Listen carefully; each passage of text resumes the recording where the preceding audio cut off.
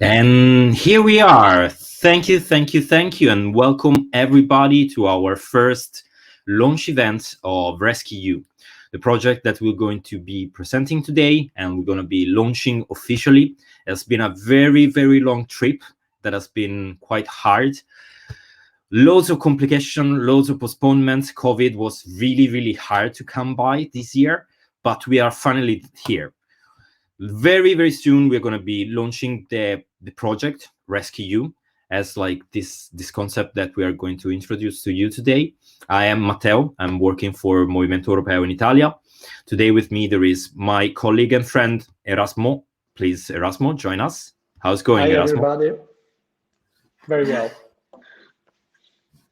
So today we are going to present you and give you some ideas of what is RescEU. We have been working a lot on that, and we would like to hear your own opinion. If what we are doing is nice, is interesting, or is something that you would be part of.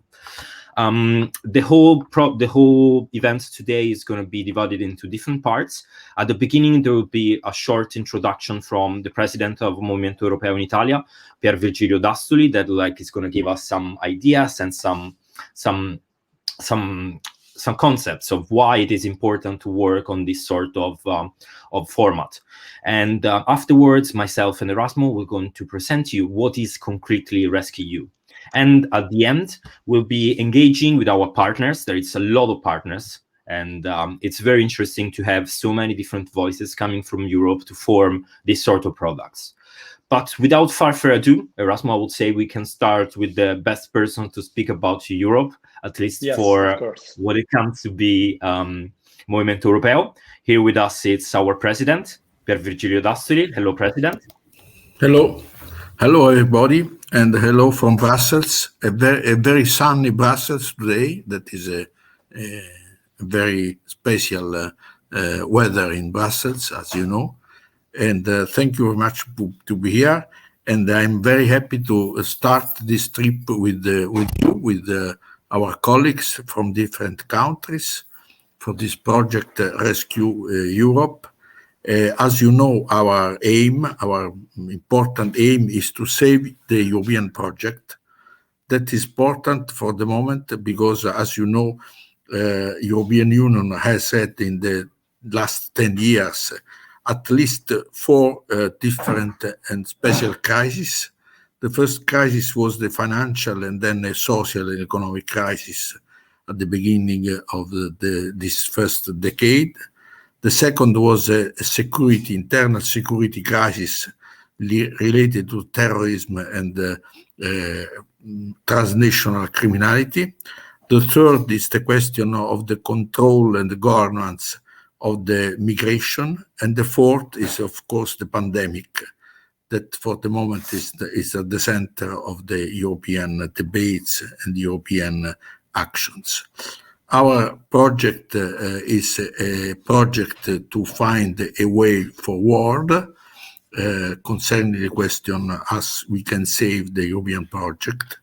And our project will start, as you know, at the same time which they start with the Conference on the Future of Europe. As you know, this conference started in a very solemn initiative the 9th of May in Strasbourg, but concretely the conference will start very probably in June.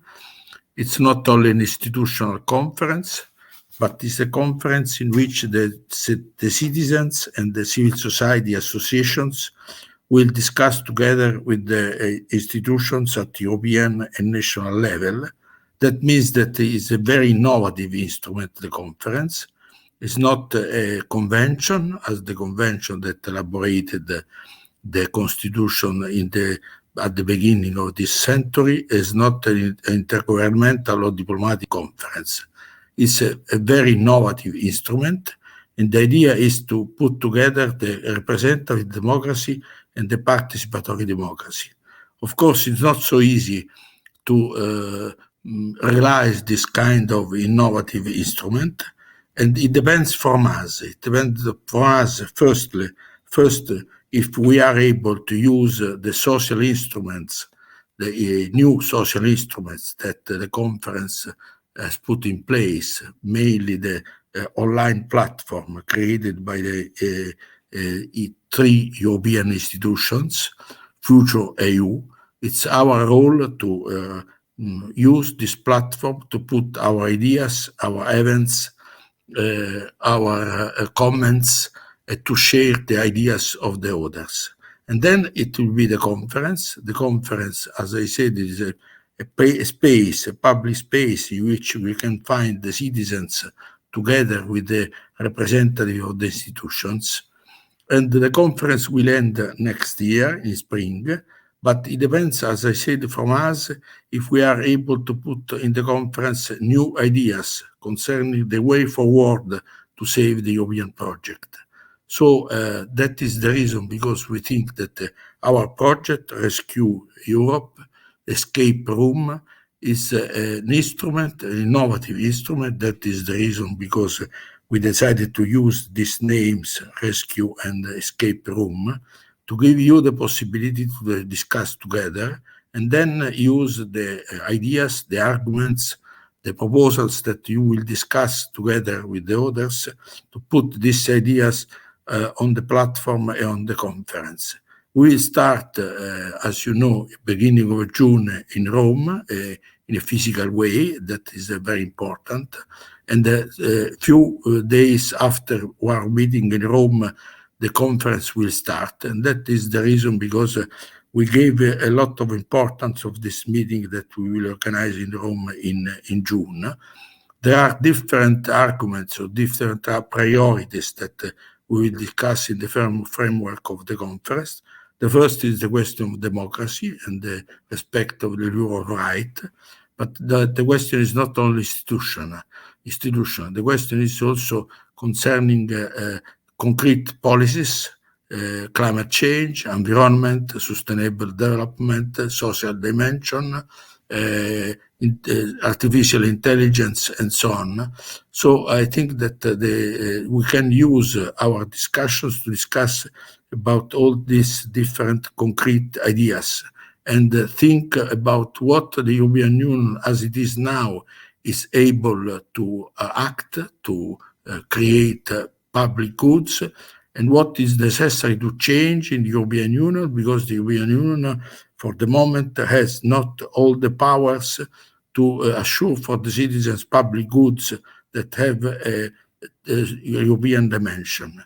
That is the reason because this kind of event, this kind of meetings that we will organize together, putting together different national cultural dimension, cultural ideas, it's important to share these different ideas, but finally to find a common way forward, as I said, to save the European project.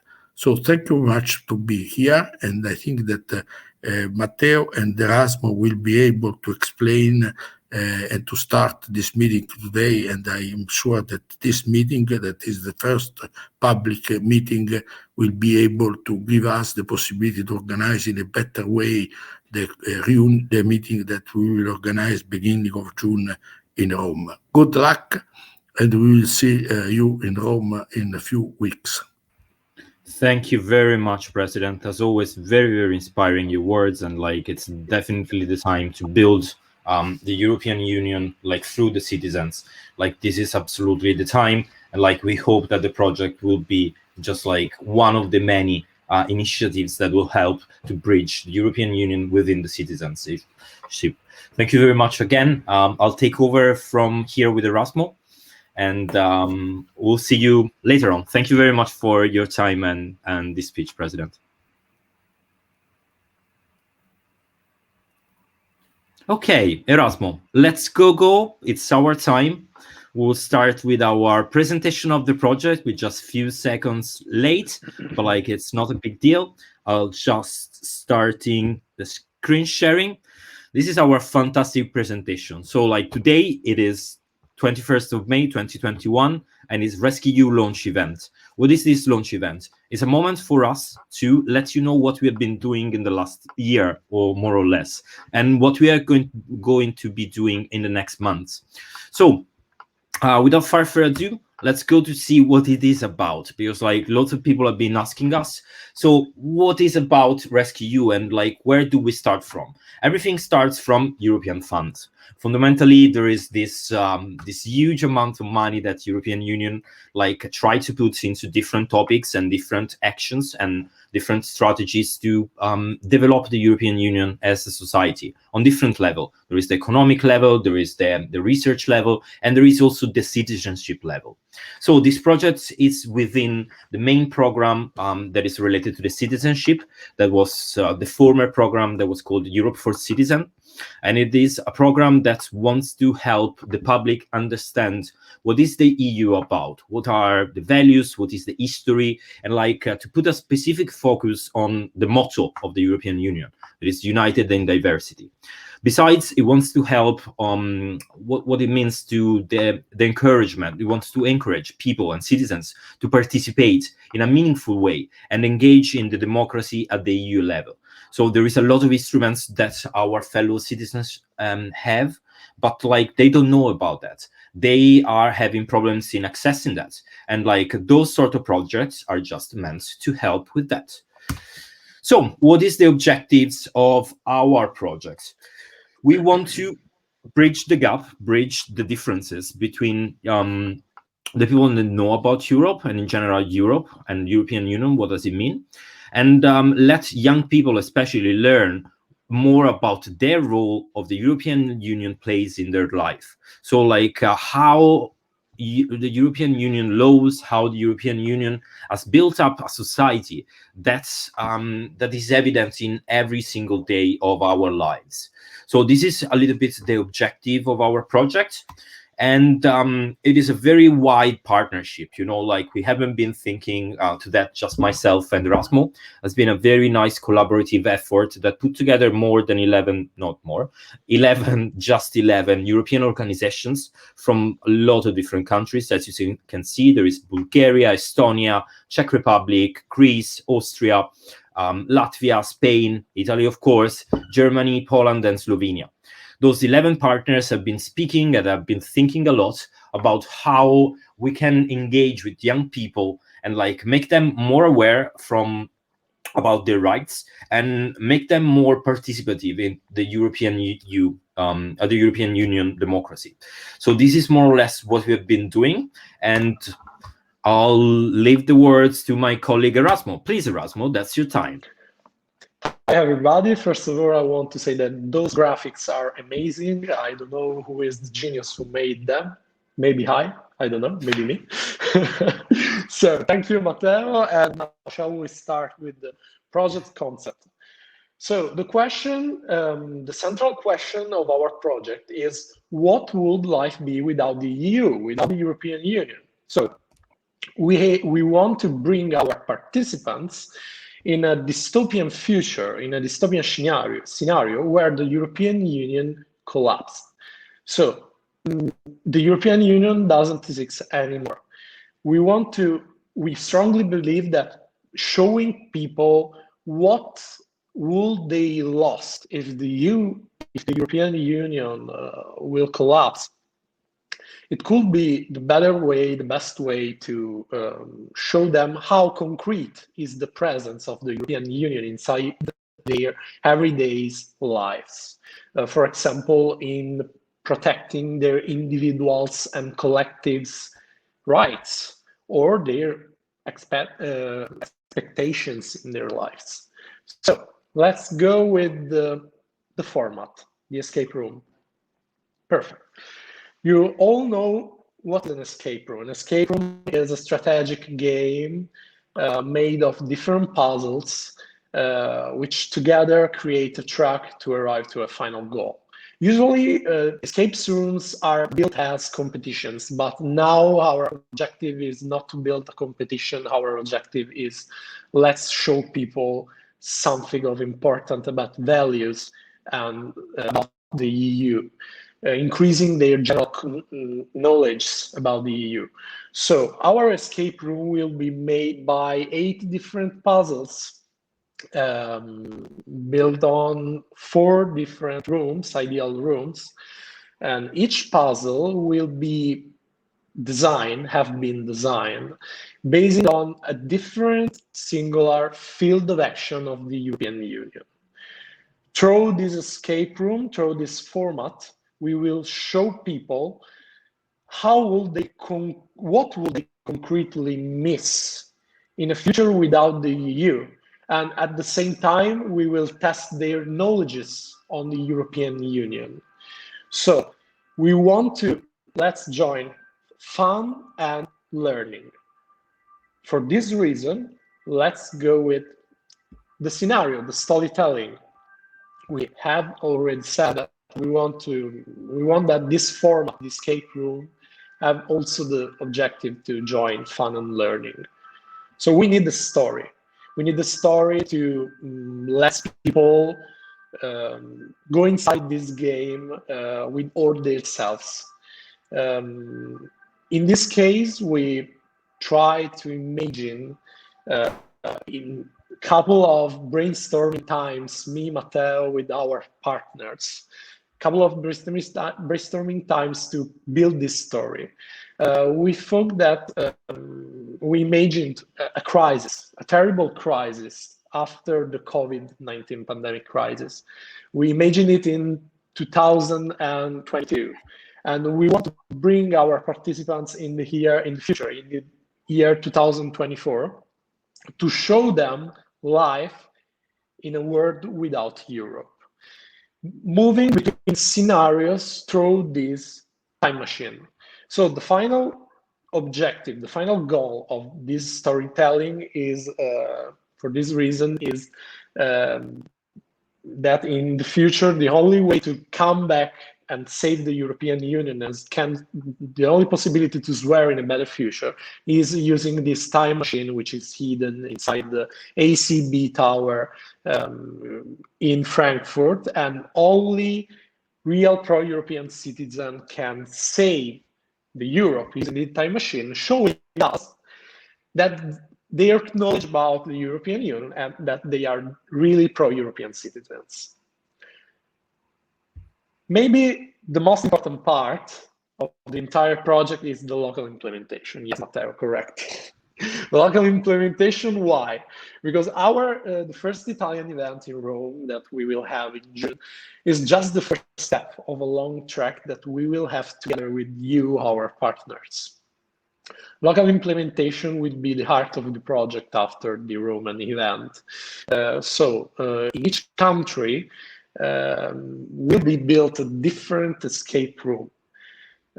Each escape room will have different characteristics, because in local implementation you will use local languages, you will use local guidelines, you will use partners' capabilities. So we designed an escape room through international standards. You will design your own escape room through local standards. We don't want you to realize a perfect copy of our escape room, but our password, the pillar of our escape room model is flexibility. We want you to build an escape room based on a dystopian scenario, but made in the best way possible to communicate to your community the objectives of the escape room.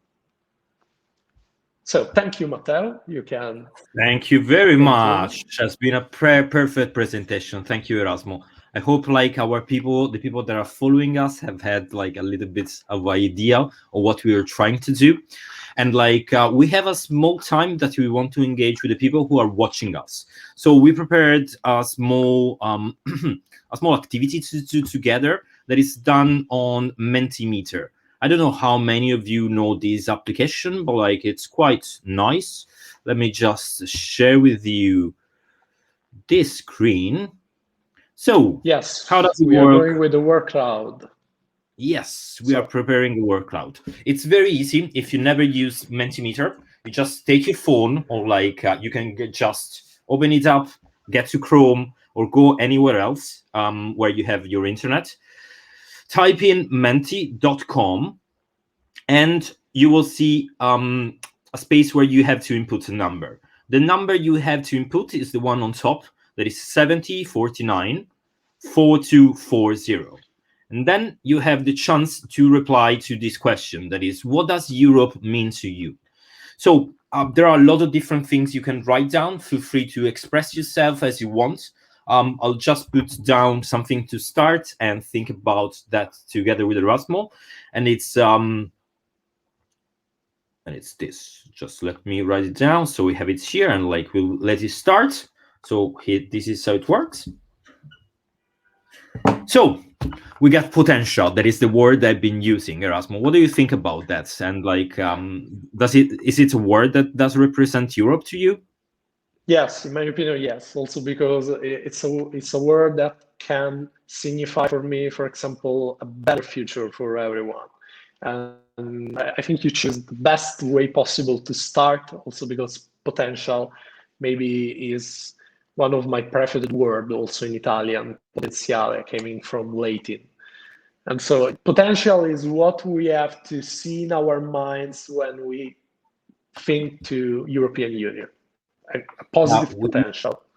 Yes, and like there is also a downside of potential. I mean, like it's something that always strike me, you know, meaning when you have potential and you don't actualize that, as like some good Greek person used to say, like it's a waste. And like I really want to think about that I see potential in Europe, but I want that to be realized for real. And like we need to act now, like all of us at every level. It's not important if you are the president of something or like if you are just a normal citizen. Like it's important to act. It's important to do something for Europe now. So there is a lot of nice words that are coming out of this Menti. We got opportunities. Freedom, it's one of the biggest one. Very, very good. And better quality of life. Do you want to comment on that, Erasmo? Yes, of course. As a lawyer, I think that also this one is very important to underline, because better quality of life is what we can touch with our hands every day when, for example, we buy something to supermarkets. Why this? Because, for example, through the European Union legislation, we can have a better way to protect consumer, for example. And this is a way to improve our life, also for health, for example, for products qualities. It's just an example, but I can say thousands of things like freedom of movement, to connect all to freedom. We have been thinking about these things for a little bit too much, and we should not bore the people too long and like just listen to them rather than blurting our own ideas. But that's it's always nice to speak about these themes. I do agree with that. There is another nice word that like it is peace, of course. I mean, like Europe does represent peace and democracy, especially in these years in which like the sense of democracy has been changing a bit. I don't know, like when I was younger, I had the sense that democracy was inevitable. And, you know, the world was democratic in the biggest part. I was born just after the collapse of the Berlin Wall and the Soviet Union. So like the world was going to see this end of the world, end of history, and democracy will prevail everywhere. We are in a very different time now. Like in the last years, democracy has been downgraded in many different countries, and like we need to act in order not to lose our freedoms and our rights as citizens. So like right. Europe, it is a vanguard for this, and like should be portraying the banner of democracy everywhere. That's what I feel about that. Matteo, may I see solidarity? No, can I add it? Solidarity. Yeah. That's a good word. Yes. Solidarity is very important, especially during COVID pandemic emergency. We saw it. I think like it's also. I think it's also a very important trait of European Union nowadays, especially for when it comes to young people. And like Erasmus is here through like one of the main programs dedicated to young people of the European Union that is called European Solidarity Corps, that allows young people like any age, any background, any sort of capability, skills, and talent to have an experience of volunteering. volunteering to me is extremely important. It builds up the person, and it builds up society and the community. So like the European Union allows every young person here to have these sort of experiences like completely covered in different countries, and it's always nice to have these sort of things.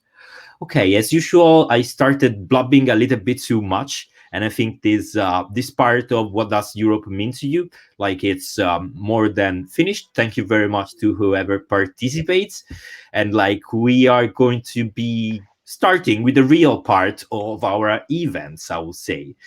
So we have a lot of partners, as I was saying before, and we wanted to involve them into our launch event. And like we asked them what we could do, and like we said that conversations and like having a small moment in which to exchange ideas and speak a bit would be the best way to showcase the project and our effort and our passion towards Europe. I will just first show you very quickly a link. Sorry, not a link, of course, but like a video. I'm doing also the director of this event, and like Yes. as a very, very normal person, I'm not able to do two things at the same time. Yes, So when of you course. see me, But we have also the director of the videos, me.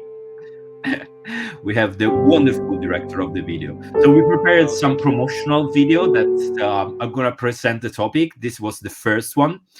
But without further ado, I'll call in one of our partners directly from Austria. Welcome, Stefan. How are you? Fine, thank you. How are you?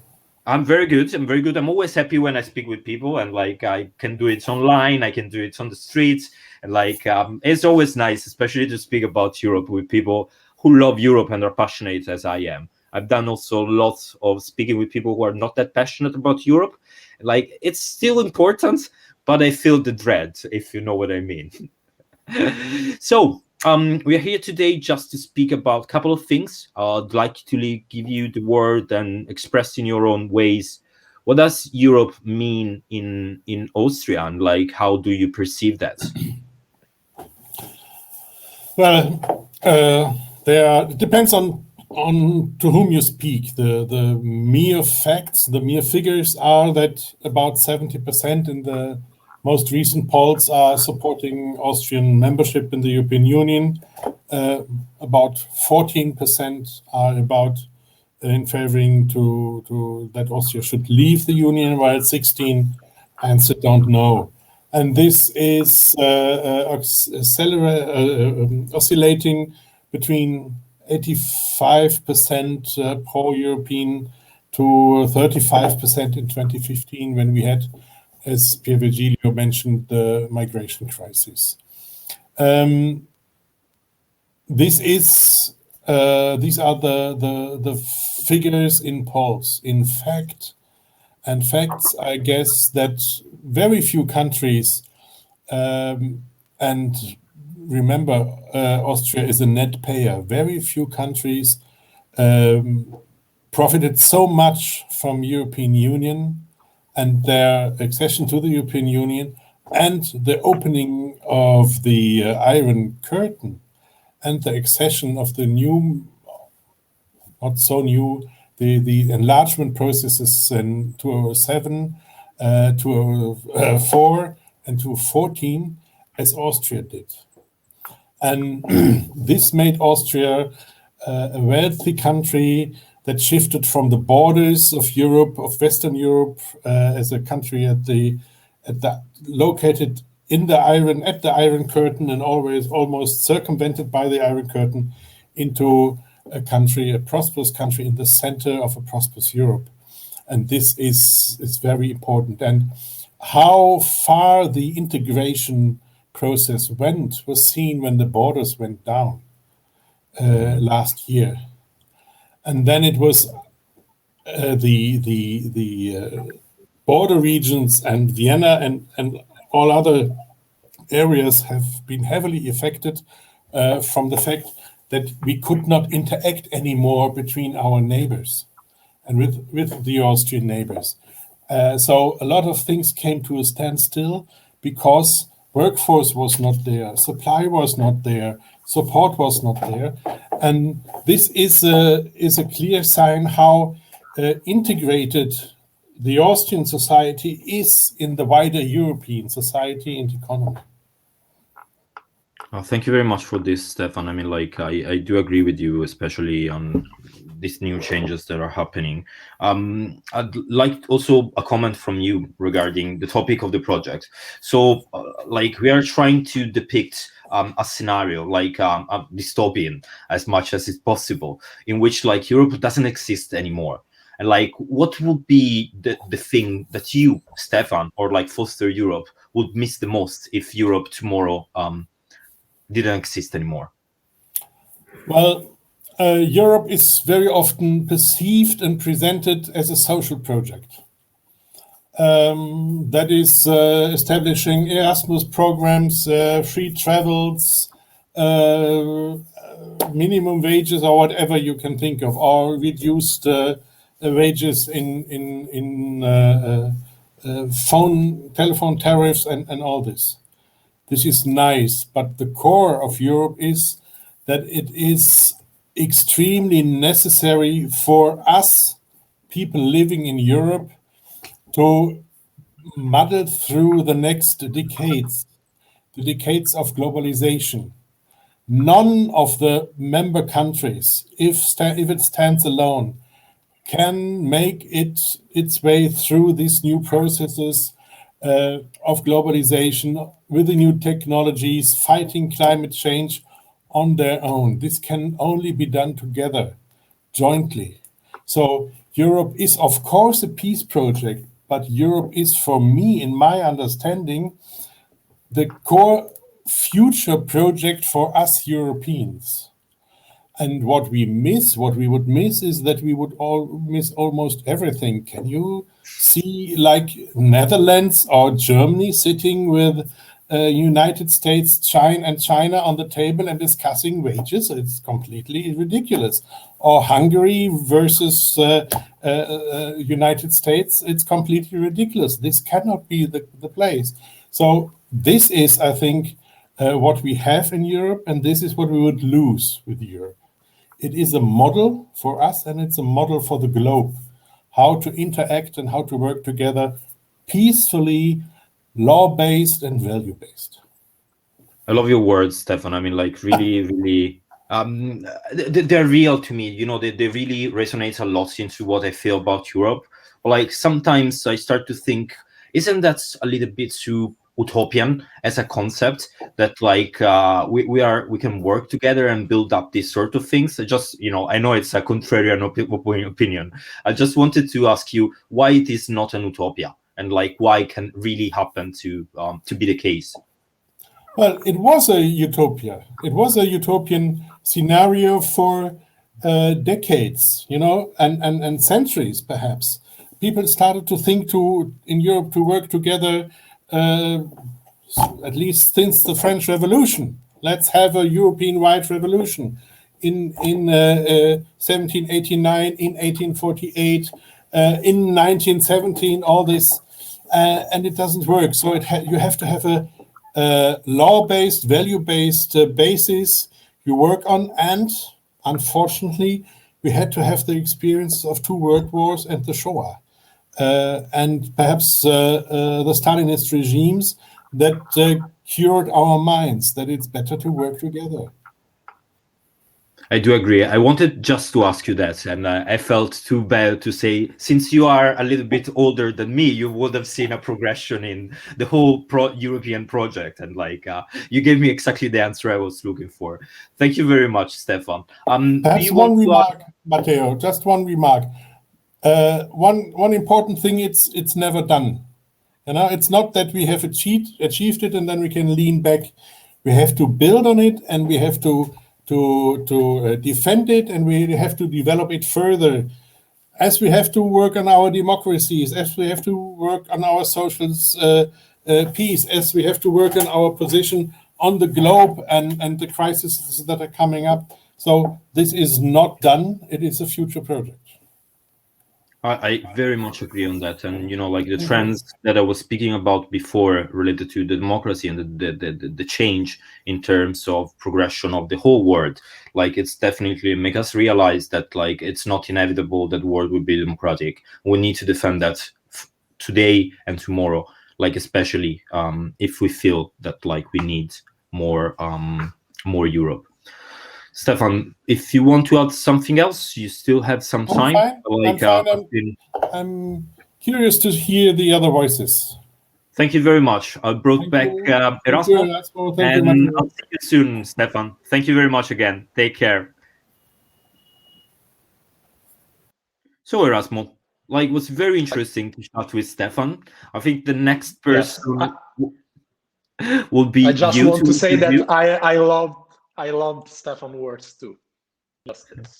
That's great. And if I'm not mistaken, we have this small break to show you one more of your videos that I really love, and we'll go it now.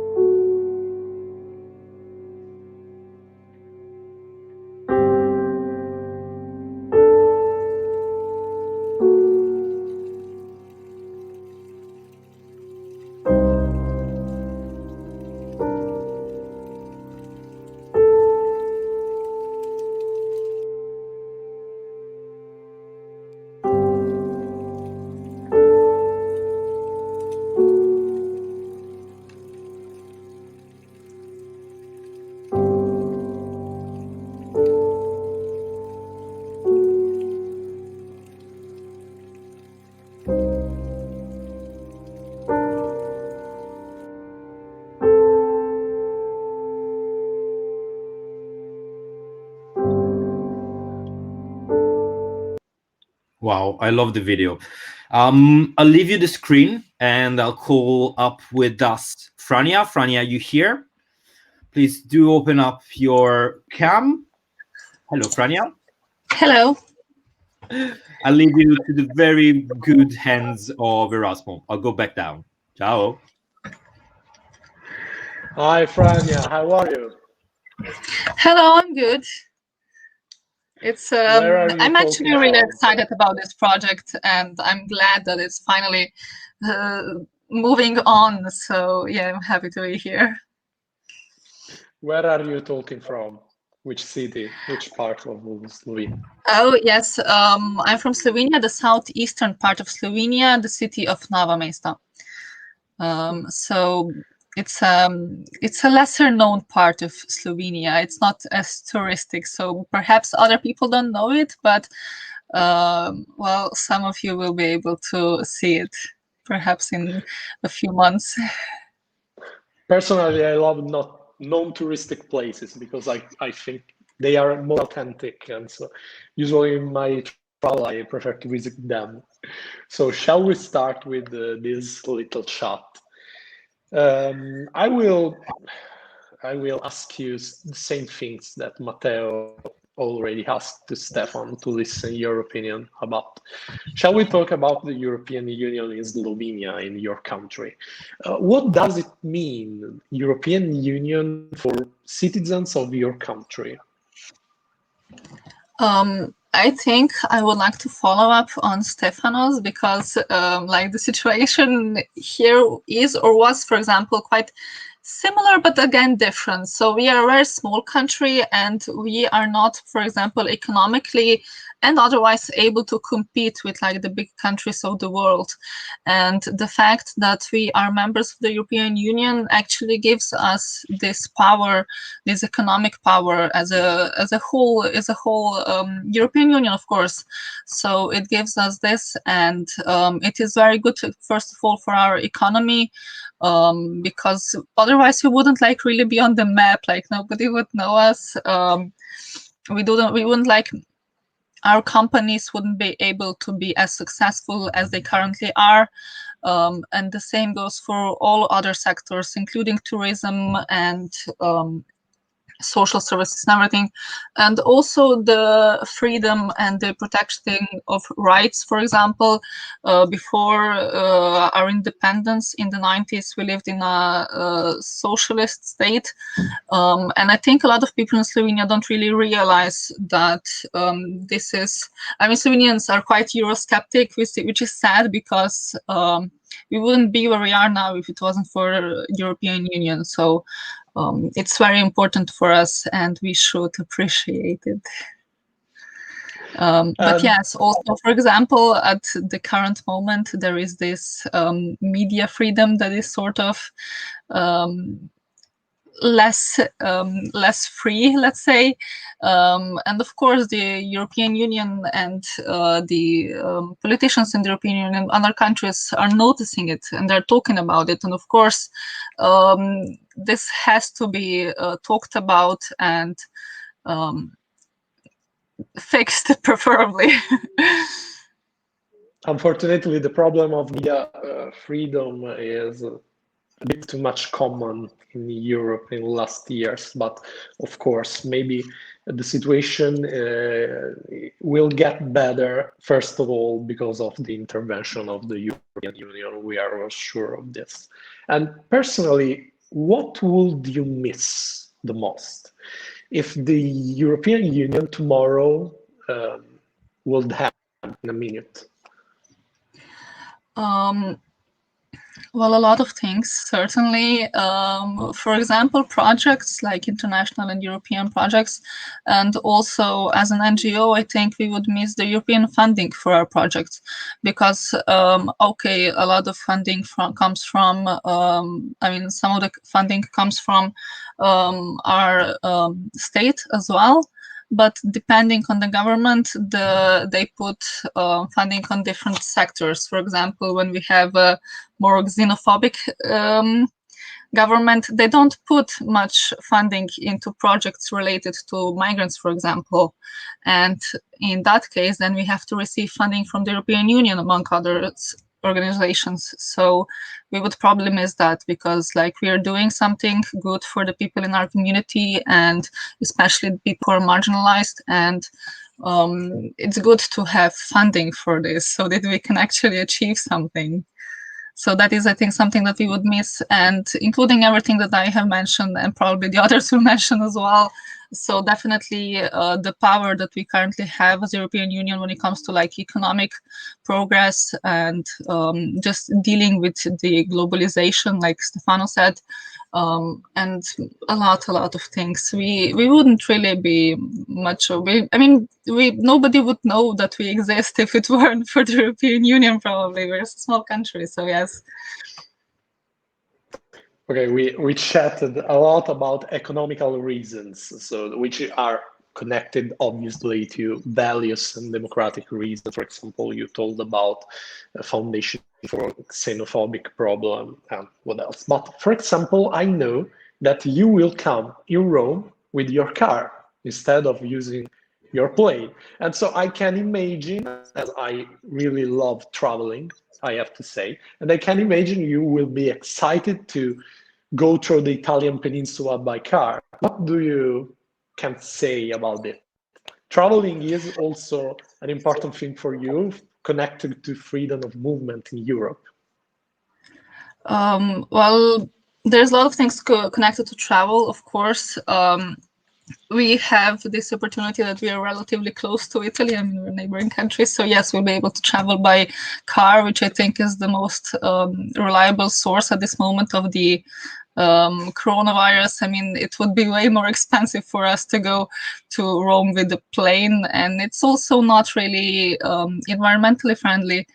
So there's that, of course. And yes, we are all looking forward to actually traveling with a car and seeing Italy as well. I mean, I've been to Italy before. I've never been to Rome, so it will be still a new experience.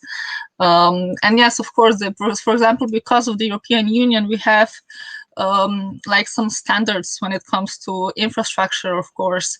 So that is good also, and we will not have to cross like a border. We are in the Schengen area, so we will not have to go through like customs and wait for hours in the border. We'll just have to, we'll just be able to go through. So of course that is another good thing about the European Union. Perfect. And we use the same currency. Perfect. If you have never been in Rome, we will be happy to bring you in downtown Rome if you want, before the event or in a free moment. We can check this possibility for all your group. So thank you, Franja. And so, Matteo, you can talk. Welcome back. Franja, it's been really nice hearing you, and like you touched upon lots of different points, and like it was very different, and I love how, you know, from country to another country, from person to person, Europe means something different, but like we're all standing together because we feel that like it's an important thing to work together to build it more. Franja, I wanted to thank you, and like I'm really looking forward to see you again. Would you like to give us a comment on the video we made, because like we haven't commented that yet? What do you think? I've actually been checking the videos on Instagram, and I really like that. Like in different scenarios, they actually show, give us a visual of what could happen if the European Union fell apart. So it's a good thing, and it's good to involve different people and show them this visual, because if we're just talking about it, people can't actually imagine it. But this way, it's more easier to imagine, and it's a good introduction into our project, into the escape room, which I'm really looking forward to. I do agree. I do agree. I'll see you very soon. Thank you very much for your contribution. And so, Erasmo, we should be going with the third video. I'll prepare that. Of course. And I'll just make a quick update to Piros. You are next. So I'll just show the video and then I'll call you in. Okay. I'm very happy that you enjoyed. I hope everyone.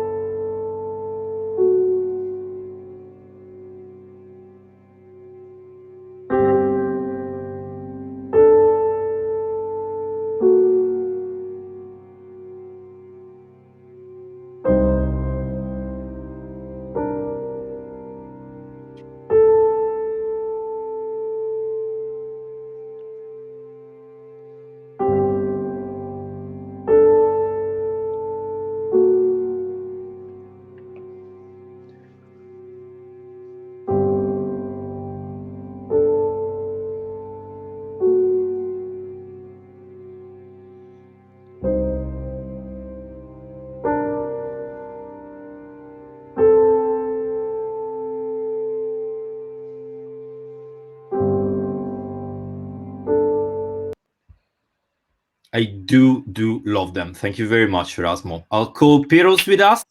Hi, Piros. How's it going? Hello. I'm enjoying your magnificent program and your excellent little videos. Thank you very much. I have nothing to do with the videos, even though I love them. But like Erasmo and the other volunteers have been working really hard. Well, they're very poetical. Yes, I agree. And I hope that they're uploaded. We'll definitely do. So I'll just double split the screen, so just to be me and you, Piros. So I think that's quite understandable where you come from. I'll say that's Greece. So yeah, but like I'm still not super sure about how it's called your organization, because when I read it in Greek, I have very lots of problems. So how would you pronounce it? How's your organization? Well, European expression is the English translation. Ευρωπαϊκή έκφραση. Ευρωπαϊκή έκφραση. Ευρωπαϊκή έκφραση. Thank you very much. And like as usual, like the same questions would be asked to you. So like Greece has had like quite a lot of turbulent history in the past years with relation to Europe. And I wanted to ask you, what is the feeling towards EU in Greece? Well, yes, that's just like what Stefan said. It really does depend on whom you ask that question. Now, Stefan gave some statistics, very interesting statistics, about the opinions taken from opinion polls of Austrians. And of course, the majority of people are pro-European. Now, the problem with Greece, with doing that kind of an opinion, is that you're talking to the person and the person changes his or her mind at the bat of an eyelid. So yes, they're pro-European, then the next phrase they're anti-European, then they go back to being pro-European, and you go round and round and round in circles. So Greek statistics, not very good, I'm afraid. So again, it depends how you talk to people, how you address the people, and always you should keep away from generalities and go, when you're talking to people here in this country, always intellectualize things, always, make people think. So that's why it's good to do projects like this, good to do projects like the escape room. The escape room has to be, looking at Greek issues, European issues, and see how those interconnect, and how they are interwoven. So it's that question, what's the views in Greece? Yeah, it's a tricky question. Hence the need for projects like this, projects like RescEU, projects like doing an escape room is a very innovative and very clever way of answering that question. I agree. So it's innovative, and of course, okay, there is escape rooms tend to focus more on young people, but we'll try to have a mix. I think that game is a sort of a fundamental or universal role of humankind, and games make you think. A chess game is like mathematics. It's tricky but fun. Yeah, there is a whole department, a whole field of knowledge that is called games. Games are part of culture. They are part of sports. So when you're dealing with Greece, or Greece, as I've said again and again and again to all my friends and European friends, it's a prisoner of her heritage. Now, you're an Italian, so I think you'd understand that. Here in Greece, like in Italy as well, it's all around you and it never leaves you alone. So the heritage is something, the past is something that never really dies. You've got a little Byzantine church here, it's like a poem, it's full of colour, Christianity blaring at you. And what have you got in Italy? You've got Christianity, you've got the Pope, who's just down the road from where you're living. It's very powerful symbolism, and it shapes the mind. When I go out on my balcony, I've got the Acropolis. What does that mean? It's the symbol for democracy. And everybody wants that. Everybody, talking about democracy now, talking about values, and we're talking about Europe. So there's this interconnection. Okay, Greeks and Italians, una razza, una faccia. How many times have we said that? But my own name, Mercurius, suggests Italian antecedents, which actually I could talk about that as well, but I don't want to be too much of a narcissist and an egoist and talk about me. So we'll talk about... But the next question will be just on you. It's connected to what would you miss the most if Europe were to collapse tomorrow? Yeah, and you can expand on that. So I think it's a good there's a lot of things. I think there are probably two things. One is security, and the second is culture. I could talk about the economics and the money, but leave that aside. We're just people. The money goes to institutions and how they work that. As a person, for me and my day-to-day life, security is important, and that includes how to deal with the influx of refugees and migrants. Greece is next to the Middle East. There's there's conflicts going on, wars going on. If there wasn't a European Union, could Greece cope in managing in a proper and correct way this refugee and migration? No. If it wasn't part of the European Union, I don't think it could have dealt with it. What would it have done? It would have been a mess, basically. Okay, a lot of Greek people listening to say, "Hey, Piros, what are you talking about? It is a mess." It would have been a bigger mess. It would have been Slovakia. It would have been a big moussaka. I'm telling you. And there would have been people who would have drowned at sea. It would have been worse. Well, okay, they are drowning at sea. I mean, however you think, how you deal with these security issues. Look, we've got an entity called Frontex. It's open to a lot of criticism, but criticism is a good thing. You can always be a little bit better. Okay? You can always do things a wee bit better. This idea that Frontex is there, the migrants come along, you fingerprint them, it all goes onto the date on a universal database that all the police forces and migration officers can share, and that's it. And then you leave it to the Greeks. Maybe it should be more engaged. You can talk about it. So that comes to the second point, the cultural point, the democracy point, the values point. You can deal with these things a wee bit better. Everything, you can talk about it. So the cultural element, which I've got the Acropolis staring at me out of my window, you know, there's that cultural thing comes in. We're talking, we're engaging, but you're not talking to me in Italian, and I'm not talking to you in Greek. We're talking in English. We could have talked in French if you speak. You see, Not talk as well with me, but maybe. But you know, I mean, it's a Latin language, you know, a wee bit. It's that engagement that is important. Stefan was talking about how in Austria there's this engagement with her neighbours, and suddenly COVID hit the place, and you couldn't, and there was that not so good. There was that relationship, that economic, that coming and going. It kind of, it was bad. The cultural element, the security element, they're important. Never mind the economics. Obviously, Greece has been in the news because of the financial collapse, the massive amount of indebtedness. Where's the money gone? Well, it disappeared in the casino. I mean, there's a lot of things that you can talk about.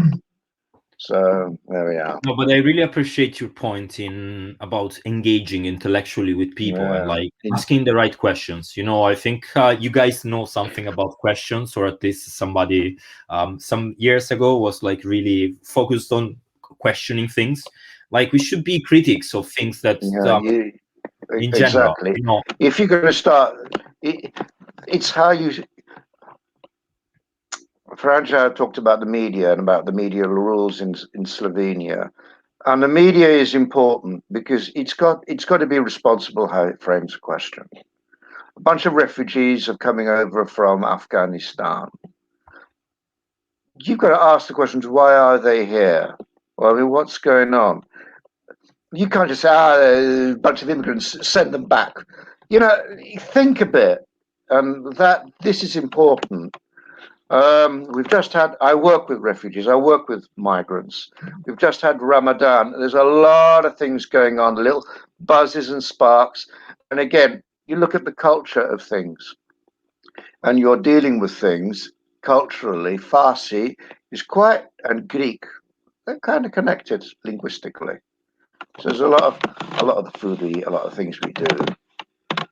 There's a lot of buzzes and sparks that ignite but bring you together.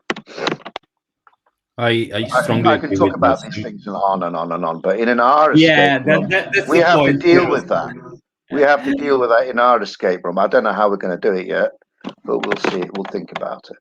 I'll show you. But anyway, it's been a very interesting conversation, Piros. We'll definitely pick it up again. Absolutely. Keeping good work going, and I want this uploaded. Thanks a lot. Thanks a lot for having me. Thank you very much, Piros. See you soon. Bye-bye. So that was super interesting as well. I'm really loving it, Erasmo. And like every time I hear somebody saying the word Frontex, I think about you. And now you are the person I know better about Frontex. So yes, me and Piros, we will talk about Frontex for hours, maybe in Rome, if we want to. You know my issue with Frontex. So I'll say we can go with the third video. Yep. Let's go with the third video. That's it here.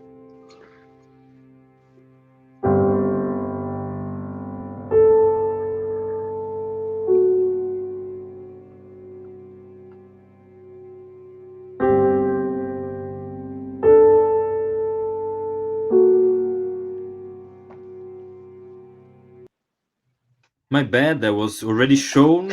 I mistaken the video, pardon. Don't worry, Matteo. Don't worry.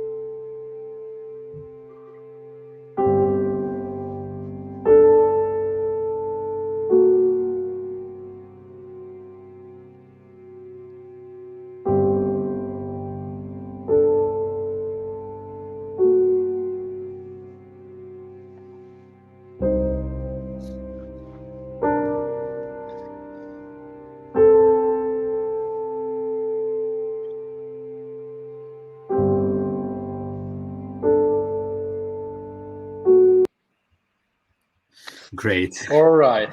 Matteo, do you manage to feel the darkness of this atmosphere? Like it's so heavy. It's so heavy all the time. I'm bringing also Arthur. Hi, Arthur. How's it going? Hi there. Hi, how are you? We're very good as usual. I mean, like I'm really enjoying this moment, speaking with different people and having a little bit of fun. What do you think about the videos? Well, yeah, well, they're amazing. I like the scenes, and we just discussed with Kasia, my wife here, together with the project. We have just discussed that the music is really well picked up with this depressing It's kind so of it's so grave. It's picture. so heavy. You know, like it Yeah, really like stresses me. yeah, Well yeah, done, Erasmo. best idea I'll we leave you to the discussed. good Wonderful. hands of Erasmo. So see you later. Hi, how are you? Hi there. Yeah, we're fine. Friday afternoon. Right, all right. This is very international. Like we can say the Friday afternoon maybe is the best moment for everyone. So Can't be I better. really, oh yes. You are talking from Warsaw, correct? Yes, we are. Warsaw, Poland.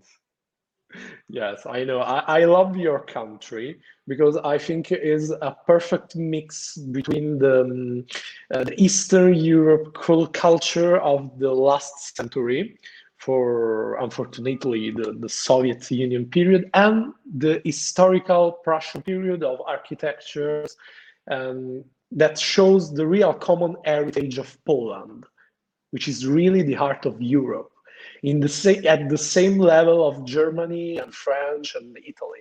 I really love your country. I have been in Krakow a couple of years ago, and I would like to come back to visit Warsaw and Wrocław and Danzig. I don't know the English for the translation for dance, that the northern part harbor. So Yes. I would like to ask you and your wife, the same question. What, in your opinion, for your country, for people who live in your country, for your organization, what does the EU mean?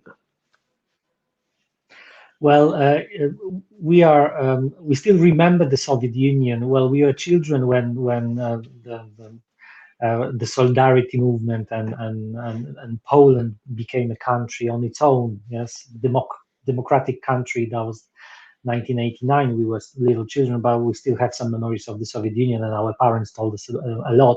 Then we had this like 15 years of trying to become a democratic country and build our structures on our own. And then in 2004, 1st of May, we remember the date very well, we joined the EU. At that time, we were in London. Yeah, we were living in London then. And we still remember how difficult and complicated it was to get there before the union, to study there. We were studying there and to work there as well. And then after a few years, we came back to Poland, and what we saw was, a total change in the way we of course economically grew, but also our mentality changed every year, and we see the process going on for the last nearly 20 years now. and Poland is a totally different country now, you know, in many ways, including the economics, of course. But apart from that, we became a European, like Warsaw now in the last 20 years, changed so much that it became a capital of the European standard now. And the small cities, we come from a small city in the east side, in the southeast of Poland, which, you know, rebuilt a lot and became one. The city is called Zamość. It's a UNESCO heritage city. Yeah, it's very similar to your Italian Padua. Yeah, Padua. Padua, yeah. It's a city built by the same architect. The two cities are twin cities, and our city changed so much in the last 20 years. So we can't. Well, probably you will ask us the question: what would you think the Poland would be without the Union? I can't really think of that even happening. This would be a disaster for us in terms of interculturality, in terms of like the feeling of being a part of the community, European community. So that would be a total disaster for the country here. And of course, as many people as you ask, probably they will have different opinions, but generally as a nation here, we got so much from being a part of this connection of different things. Would you like to add anything, Kasia? Yeah, I think that's only one word: freedom. Yeah. EU is just freedom. Yes, we are part of Europe. We can move. Yes, we can travel freely. We can have these projects. Yes, we can meet people all around the world, actually, all around the Europe, and that is fantastic. Yes. All these projects, when our students visit other countries, when you come to Poland, yes, and you know, we can share our experience, and that's really good, really nice. But you know, I've got this feeling that EU is just a freedom for everyone. Because you know, we are here the first generation. Like our age, we are 30 something, let's say, not 40 yet. We are almost 40. Okay, but we are the first generation of Polish people who could travel freely. That's why for us it's you know, it's a breakthrough moment, because our parents would never go to Italy. I've been to Italy, Spain, France, England, and many other European countries in my grown-up life. This is the first generation of Polish people who can travel where they want to travel. Yes. So for us, that's why this freedom is so important. Yes, that's right. I really loved your words, because I really agree with you. I agree with your point of view. You with this answer, you already answered to the second question. What word you missed the most with the European Union? But of course, your words are very important, because those words are the proof that as Europeans we can have really a common point of view, because we came from two very different countries, so seen as also as maybe too different, but in reality we are seeing it. Our point of view is mostly the same, but so this is another proof of how the European Union is already a unified community. Going over the formal shape of states inside the international organization shape, but we have already a common heritage and common point of view, also through traveling. So I know I go fastly to the third question, because you already answered. I know that you are part of a very important organization in Poland. I read your profile as bilinguist. Is a civil society organization. We work with institutions and education institutions, schools and university, to improve the bilingual skills, but also capabilities, but also democratic values connected with the international and bilingual aspects in your country. And so we, as RescEU, we are maybe something of very close with your usual projects, because we are the Roman event will be in English. And so my question is, in your opinion, how important are those events, those bilingual events, those international events without linguistic limits, to share and communicate European Union values in all European countries, not only in Poland? How important is for this format? Erasmo, are you asking about the language that we are using, which is English? No, I'm asking the format. Event? No, the format of the international event. An event in English, you usually, I imagine you usually have international event or event in both languages, Polish and English. And my question is, how important is the elimination of linguistic limits inside international events to communicate European Union values? Yeah. Sure. We ask about the language because we are both linguists. We both teach English every day, let's say, to students. That's why we know everything is focused on language for us. Of course, it is crucial to have these kinds of events, and this is again something that we have never had before. We joined the union.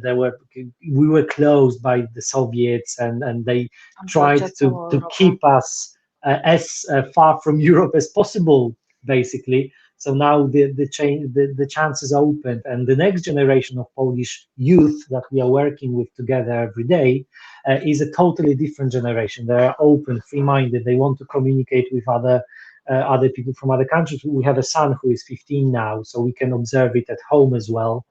And he's a totally different mindset, generally in terms of international communication, and the events as the one here or the similar ones that are international and the ones we have taken part in through many projects we have in our CV sharing are wonderful, and this is another true, real, touchable, let's say, advantage of being in the union.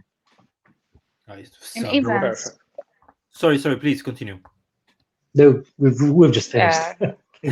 Great stuff, guys. Thank you very much for your inputs. I mean, it was really interesting, and I love how the countries that are represented in this partnership have very different views on Europe. They have a very different history of why they joined, but they can see the benefits from different angles, and it's really interesting to me, and it's always enriching as a person. So I wanted just to say you goodbye for now, and we'll see you very, very, very soon. Yes. Erasmo, you want to add something to Artur? And no, just thank you. Shall we see you in Rome, I hope? Yes, yes, thank you. That's perfect. See you soon. Ciao. Bye. See you soon. Bye. So that was really interesting as well. I mean, we always forget about certain things, or maybe forget is not the right word, but we don't put our attention, we don't have focus on certain topics, and it was really, really interesting to hear you speak. I would, as usual, we have our last video to show you. That's gonna be quite interesting. I hope not to make a mistake like before, but they're also numbered, guys, so I mean, really my bad. And here we are.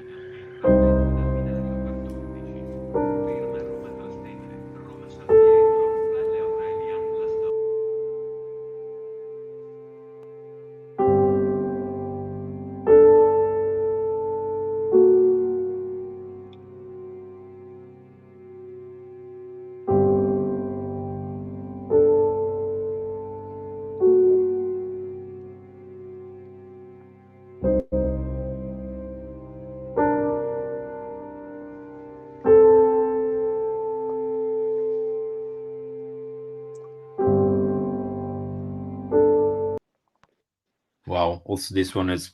I don't know if this Yes. was my favorite. I forgot to ask Me you. too. Me too. I forgot to ask you, Arthur, too. that like I feel those movies, these short films you made, are a little bit Kieslowskian, and like I wanted to have his opinion on that, but like it's already gone, and like we will ask him live soon. And I would say that we have our Juan that can join us. Hi, Juan. How's Hi, how going? are you? Hi, good afternoon.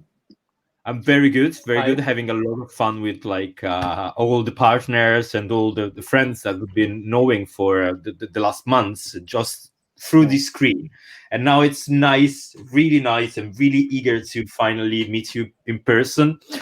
And yeah, nice to be here, everyone. What's the name of your organization? Who do you represent? Yeah, I am representing Federalistas de Esquerras, which is an Spanish Catalan organization, and we are like a very, very European organization, which we are like looking for a more just and sustainable Europe. That's our values. And if I'm not mistaken, you're from Spain, no? Yes, we are from, yes. I'm from Spain. I'm from Madrid, but our association is from Barcelona. So, yes, it's very cool. Great stuff. And like, as I have introduced Spain, I will ask you the same questions we've been asking to all our guests today. That is, what is the feeling towards Europe in your country? What does Europe mean in Spain? Well, I guess it's a question which have had so many answers along the time, because we entered to the European Union in the 86, so it's been like more than 30 years, and since I have memory, which I guess it's the more profitable, which it be also my opinion, Europe has been like the place of modernity, and that we all, the Spanish people, also furthermore the young people, would like to see. So for us, Europe has been always modernity and opportunities. And I would like to follow with the explanation of Arthur, of the police people, colleagues. They have explained us a lot of things about education. And my point, well, we have been speaking before the event that we Federalistas thought that many of the main issues of the benefits of the European Union should have been speaken at this point of the presentation. So it's nice that that Arthur have given me the ball to speak about the immediately after the point after the studies, which is the job integration.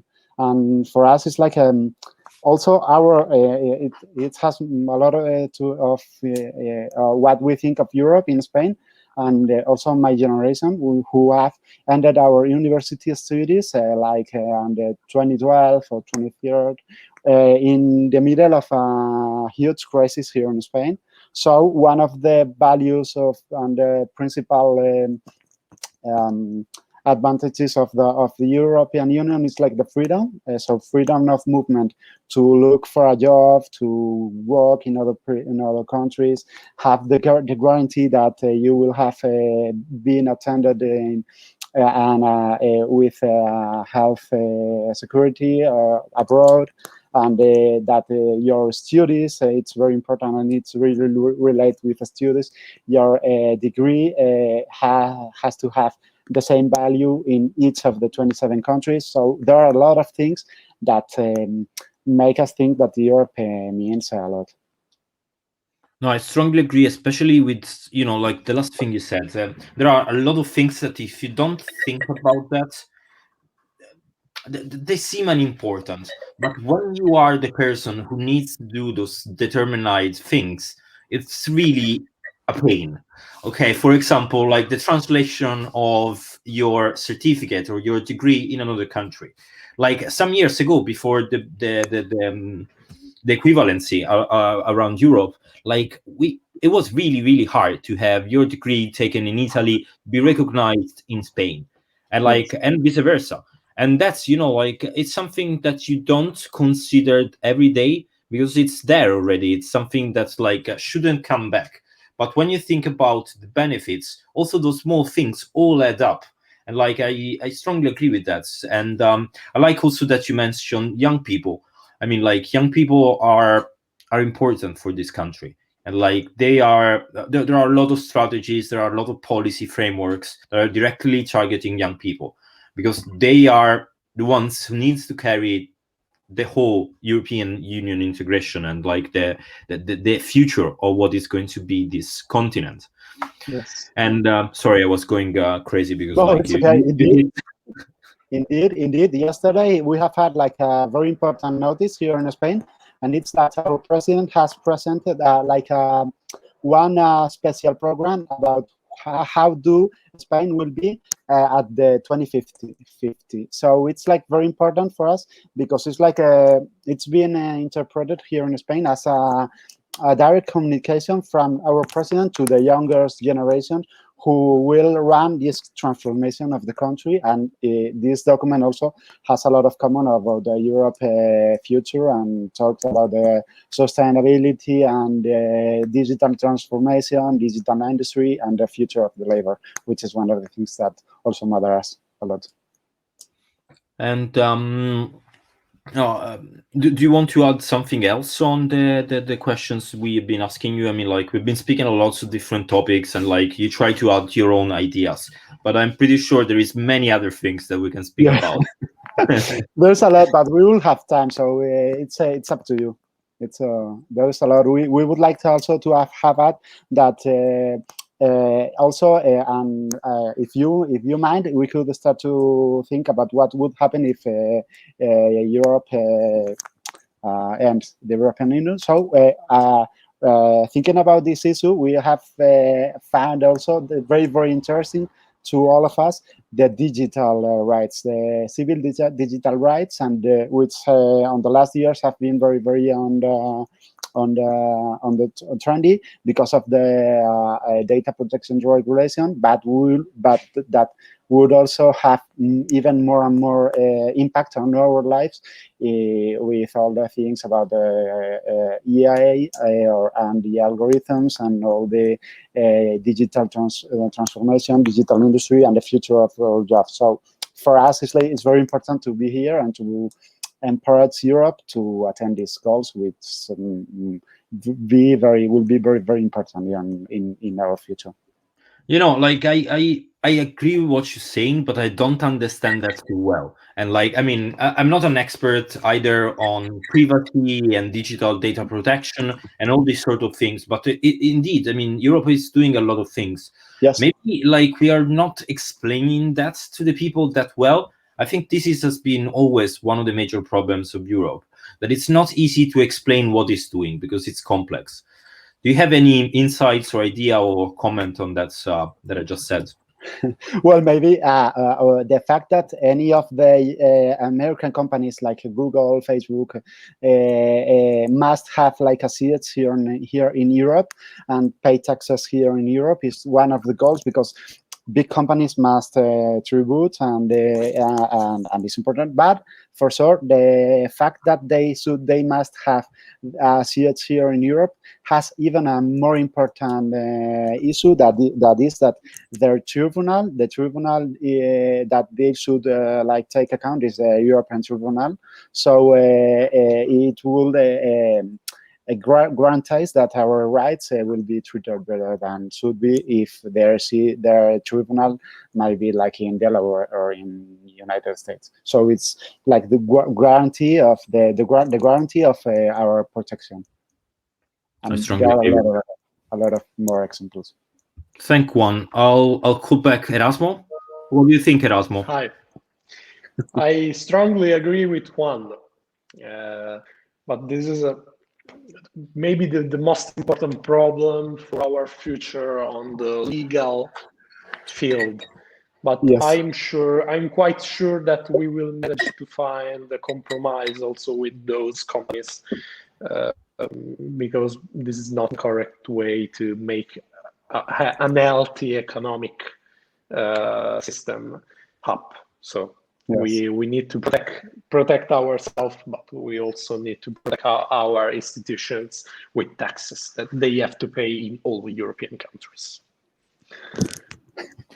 Juan, thank you very much for your You're comments, welcome. your ideas, Erasmo. I mean, like, we're gonna be continuing this discussion like in person, and I'm Yes. really Of happy course. about that.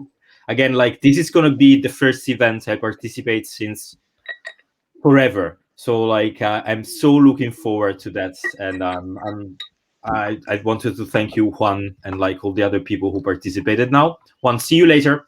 See you See you in later. Rome. Ciao. So, Erasmo, we got our last guest for tonight. I'll call Yes. her in. That is Christine. How, Christine? How do you do? Hi, I'm fine. That's great. So, I think more or less the story is the same. I'll just go background and I'll leave you to the perfect hands of Erasmo. See you soon. Thank you. See you. Thank you.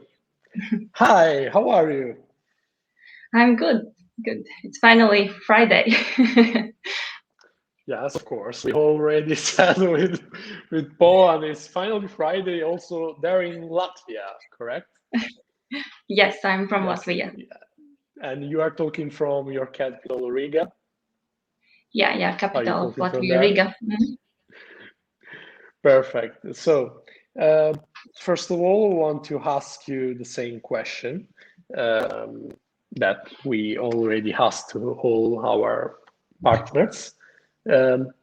Your opinion for your organization, which is Latvia Civic Alliance, one of the largest umbrella association of Latvia, and for all your citizens from Latvia, what does the EU mean for you as country?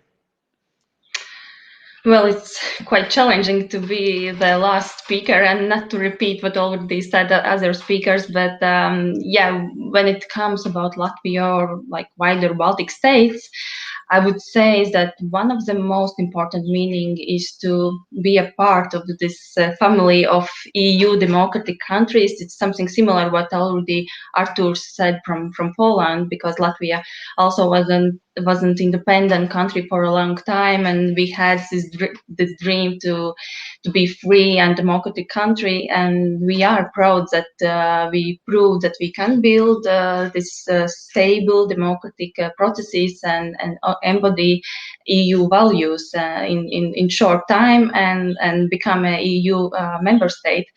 And it's also linked with free movement, as also partners from Poland mentioned, because this is something important for this region of EU, because it's something what wasn't, it was forbidden for a while. So we really enjoy this mobility, free movement of goods and labor and other freedoms.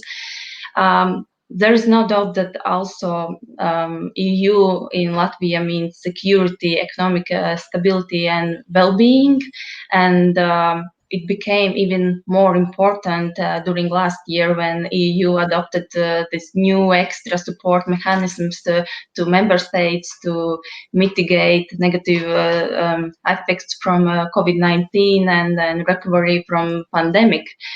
And I would say that last but not least, EU also means solidarity in diversity. For Latvia, that is quite small country, membership in EU also gives to be a part in decision-making process in international level as a partner. Of course, we would like to become more equal partner in nearest future, but it's something that I hope it will happen. And if I have to say something from like common from society from Latvia, so I would say that probably the most common dream of Latvian society in EU context is wish to see all EU countries equally developed and experience most of this EU benefits personally. This is something I think like a partner from Greek said that something goes to institutions, but if it's how it's EU affects me as person. So just to conclude, I would say that the EU in Latvia means democracy, security, and solidarity. of course. And you say the very, very beautiful thing, which is solidarity in diversity. I love this expression. I use this expression quite often to talk about European Union countries. But for you personally, in a very, very personal way, what you will miss the most if the EU will collapse tomorrow, for example? I hope it will not happen, and I'm sure that it will not happen. But I would miss all EU provided benefits and qualities what I mentioned before. It's for sure. But most likely the biggest misfortune would be this losing different kinds of freedoms. That is most important, and of course this safe ground of democracy, as I mentioned. This is the really important point and benefit from Latvia, from EU. So it's not, but in very practical way, I would say that if EU wouldn't longer exist, I would miss many economic, academic, and political activists that plays important role of Latvia's development. And if I have to talk like from point of activists from civil society, it's also some like financially that because we have a lot of this project grants from EU that promote democratic values in member states that we still need. Correct. Right. And one last question about. I prepared this question because I'm very interested in Baltic republics and in the history of those countries. Considering the geopolitical history of your country, Latvia, in your opinion, how is important that your country is part of a large, important, democratic international organization for how is important also you talked about the security. I imagine also the security unfortunately in a military way. How is important also on the geopolitical field for both for democratic values and for security to be part of the European Union, in your opinion? Like a few years ago, we organized citizen consultations about the future of the EU, and this was something interesting that most of citizens, they point out that they feel like stable with from economic aspect, but they would like that EU like are like more like invest in security. So it means that it is very important in Latvian society that we can feel not only stable and developed in economic, but also in security field. So yes, this is important, and I would say that to be a part in this union, it gives this feeling of safety. Yes, also maybe in an utopian, maybe not so utopistic idea of a common European army, for example, but we are talking about something that actually currently is a bit hard to imagine. But we feel safe because we are in NATO too, so it's yes, but it could be also an alternative. NATO is not a part of European Union, but European Union countries are part of NATO. It's always the same plot, we can say. But yes, of course, maybe in my opinion, for example, a common European army could be more important also on a communication field for citizens, because it's something that could identify us also in the globalized world as a democratic power, as European United. Just this, of course, but there is NATO. You're right. I love to dream Matteo, you love to dream with me? Do you love to dream with me? I love dreaming. I'm a dreamer. I'm an idealist, and I really I will continue all my life to point out these things and to try to make idealism and dreams become true. Because, like, as we started these conversations with our partners and with loads of people, Europe started as an utopia loads of years ago, and like has become what is today thanks to the effort of people. This is something we should always remember. People and citizenship of the European Union who wanted to change something. And like we created something that didn't exist, that is a unicum to so many different ways, from economic, social, political sides. And like I'm really proud of being part of it.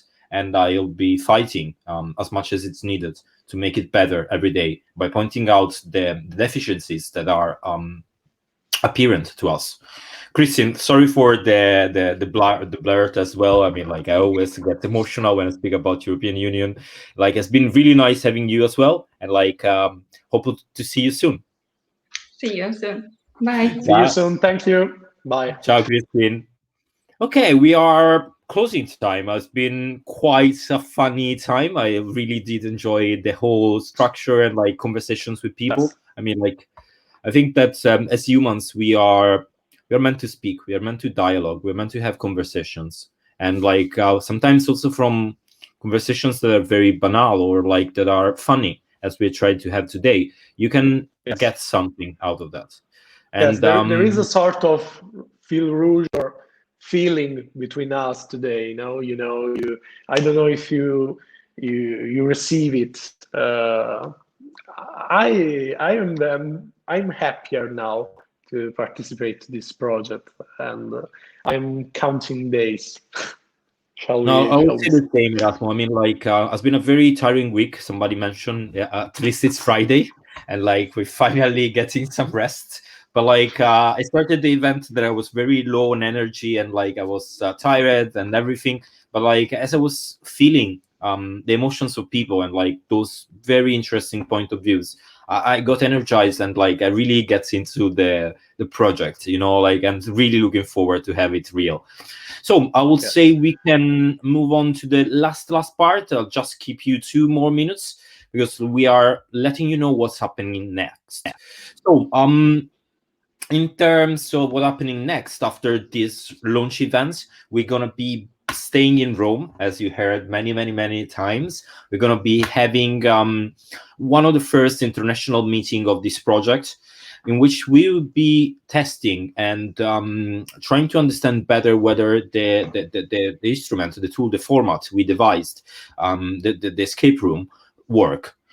After that, when we validated this format, the puzzles we created, and like all the creation also of the puzzle, we'll be implementing it locally. So the project, the escape room, will come in all the countries that have been represented today. So it will be Italy and many others. I mean, I'm not going to mention 10 countries again, otherwise I risk to miss something.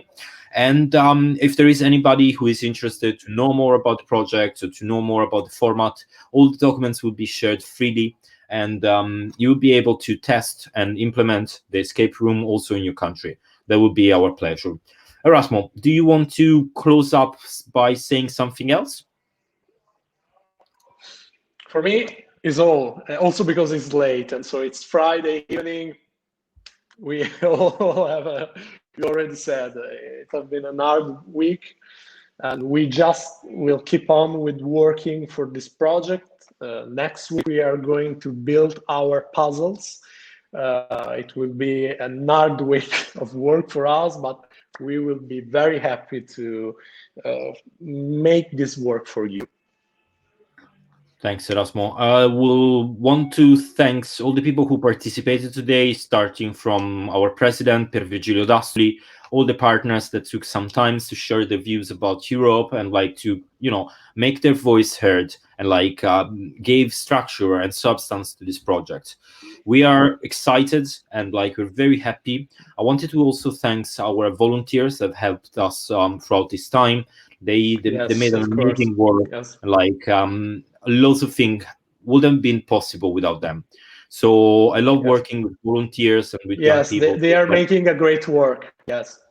Yes, they are making a great work because they are real motivated in this. We have Deborah, Salvatore, Ludovica, and all the other participants, George, and what else? I missed someone, I'm sorry, but you will meet them in Rome, and you can be sure that they are great. So if you want to come to see the escape room, there will be an open day on the 4th. You have to register yourself for COVID reasons, but that's an open event as far as I feel about that. So feel free to just send us a message, an email, or whatever, and we'll be happy to share with you all the information and make your participation as safe as possible. I'll say goodbye and see you soon. Thank you very much for staying with us until today. Bye. Ciao. Thank you. Bye.